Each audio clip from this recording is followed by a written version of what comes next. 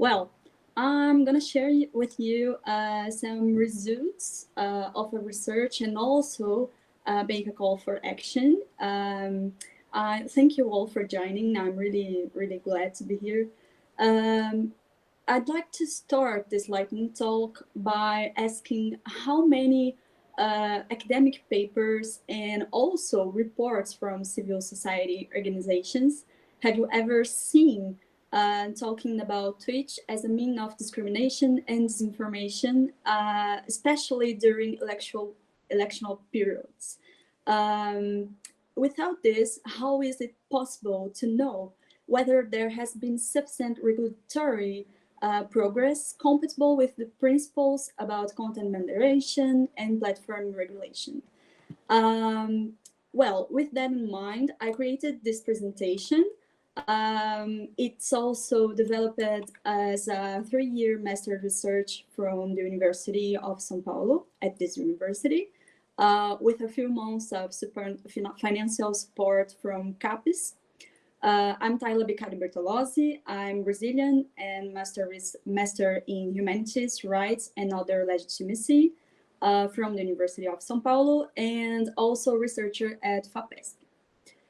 More than making an academic presentation, I would like to draw attention to the need for more investigative and interventions by academia, NGOs, and other actors in a multi-sectorial and multidisciplinary approach for games, online games, and streaming platforms such as Twitch. Well, my agenda has 4 topics. Context, this master research summary and its results as a source, as a reference, and call for action, obviously, listing recommendations and challenges.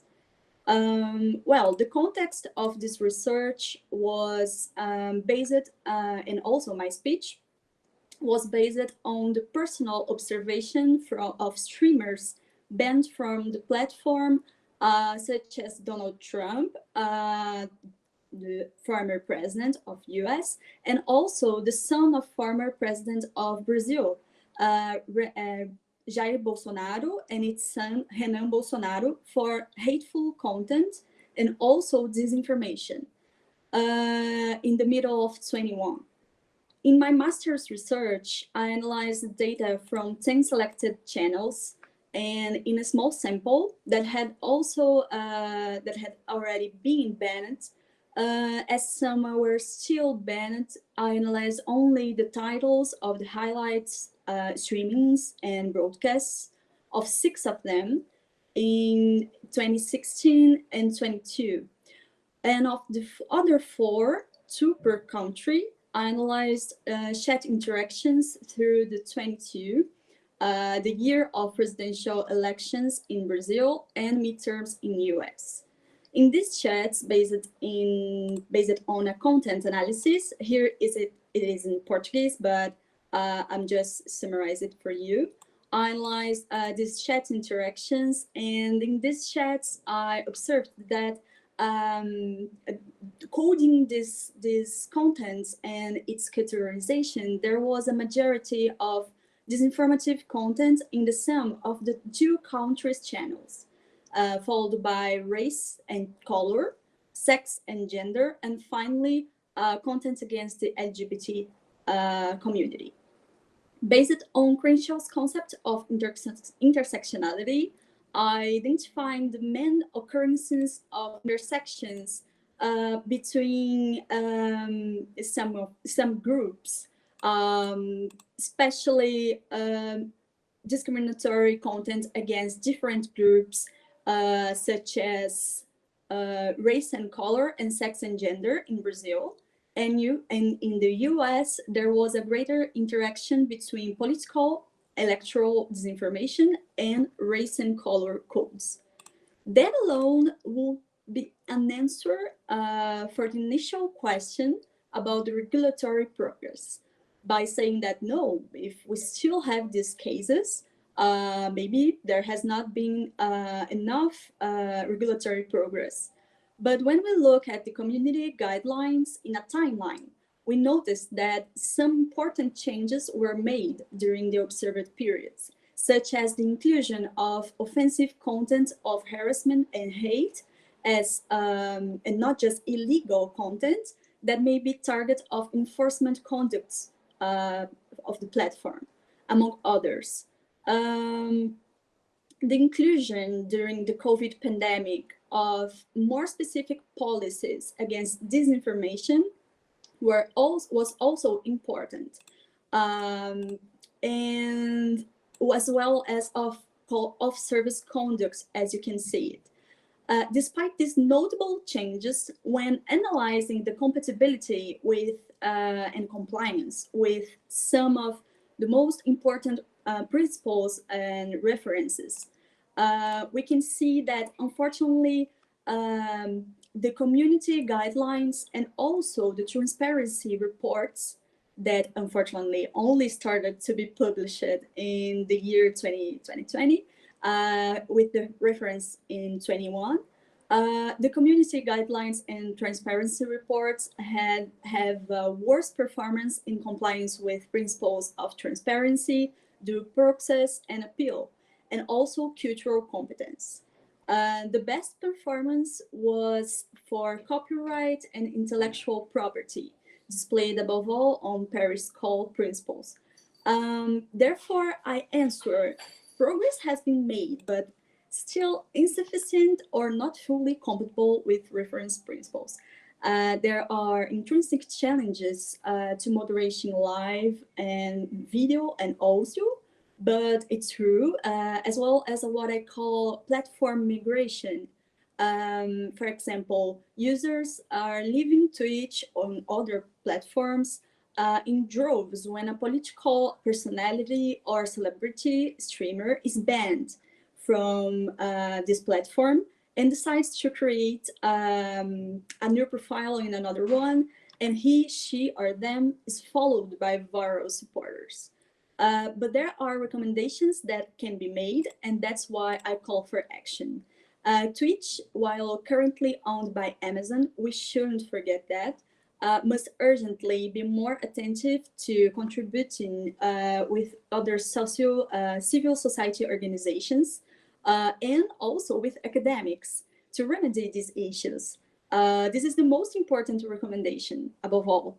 Through the research, and there was no response from the platform to any contact that had been made to get any interview or contribution, which was also even worse at the time, at the beginning of the research, when there wasn't any transparency report. It needs to be more present in the debate spaces with different sectors of society, especially in a scenario of advancing discrimination and disinformation in games and related content. While there has been some engagement with NetDG and Internet Commission reports later, this still falls short of what Twitch could have in terms of multi-stakeholder engagement to hear these issues and address them. In my research used as reference, there are several other recommendations, and I strongly suggest that we charge the platform representatives to read not only my research, but other contents and seek dialogue with us to have effective means of remedying them. And finally, if you have any questions or comments, please feel free to share them with me. I'm gonna try to answer them, and you can do it verbally or using the chat. Thank you.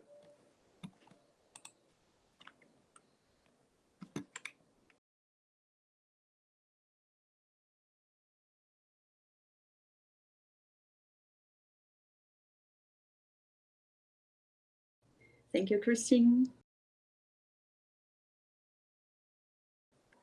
If you don't have any questions, maybe I can call the next talker, but I'm gonna just give you a few minutes more.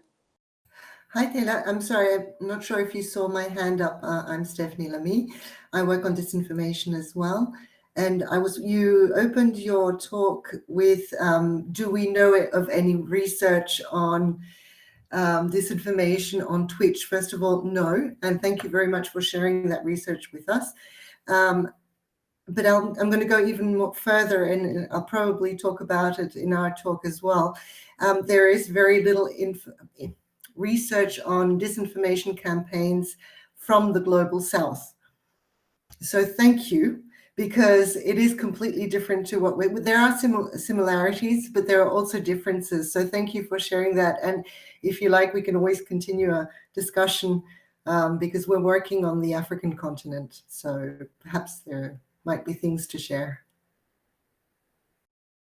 Yeah, I think it's really important to have to make sure that I'm totally I totally agree that we have differences and similarities, and I think it's important to have a space when we can debate about these differences and similarities.